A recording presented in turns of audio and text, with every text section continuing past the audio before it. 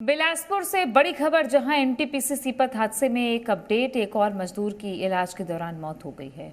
ठेका कंपनी ने तात्कालिक 50,000 की सहायता दी है। परिजनों को 10 लाख की आर्थिक मदद भी दी जाएगी। ठेका कंपनी और एनटीपीसी प्रबंधन मुआवजा देगा। बीते दिन ये हादसा हुआ जिसमें एक मजदूर की मौके पर ही मौत हो गई थी, जहां कंपनी प्रबंधन ने 10 लाख मुआवजा और नौकरी का वादा किया है। अब इलाज के दौरान एक और मजदूर की मौत हो गई है। तो शासन से जो योजना है एनटीपीसी के लाभ मिलना चाहिए, कुछ उसको राहत मिलना चाहिए। इसके बारे में हम चर्चा किए, अंदर भी जाके किए हैं, जीएम से सबसे प्रबंधक से बात किया हूँ मैं।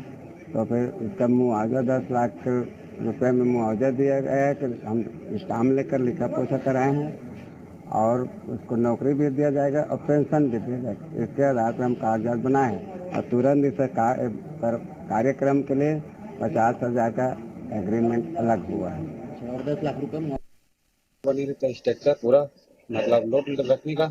उसमें सामान रख रहे थे और मतलब 6 बंदा थे, तो एक बंदा उधर था, एक बंदा अंदर में थे, 4 लोग वही थे। तो 4 लोग में से वो सीधा नीचे गिर गए, और जब गिरा तो उसमें 2 आदमी नीचे गिर गए, 3 आदमी वहीं ऊपर फंस गया था। उसके बाद हम लोग देखे, उसके बाद एक को ऊपर से निकाले, उसके बाद नीचे वाले को देखे तो सीधा नीचे जाकर उसको उठाकर फिर से सीधा एम्बुलेंस पे हम लोग भर्ती कराए अपोलो में। कितना लोग? अब 2 लोग एक्सपायर हो गए, श्याम भाई और प्रताप सिंह कुमार दोनों, जिसमें 5 जो मजदूर भाई थे वो घायल हो गए थे। उसमें से 2 जो व्यक्ति थे जो घायल थे, उसमें 2 लोगों की मृत्यु हो गई थी, एक श्याम साहू और एक प्रताप सिंह। तो वो दोनों की बॉडी आज सिम्स मर्चुरी में विधिवत पोस्टमार्टम करा करके उनको अभी उनके परिजनों को सुपुर्द किया गया है। शैलेंद्र सिंह ठाकुर, जी मीडिया संवाददाता, ज्यादा जानकारी के साथ में जुड़ गए हैं। शैलेंद्र, एक और मजदूर की मौत, बाकी कितने मजदूर अभी भर्ती हैं, घायल हैं, उनकी हालत क्या है? देखिए, ये बड़ा मामला है कि सीपत में जो एनटीपीसी का प्लांट था, उसमें एक ऐश का जो टैंक था वो टूटकर गिर गया। लगभग 60 टन भारी बजनी है जो टैंक था वो गिरा था, जिसके बाद वहां पर 2 मजदूरों की मौत होने की खबर सामने आई है। एक मजदूर की कल ही मौत हो गई थी मौके पर ही, दूसरा जो गंभीर रूप से घायल था उसे अपोलो अस्पताल बिलासपुर में भर्ती कराया गया था, जहां उसकी मौत की पुष्टि कर दी गई है।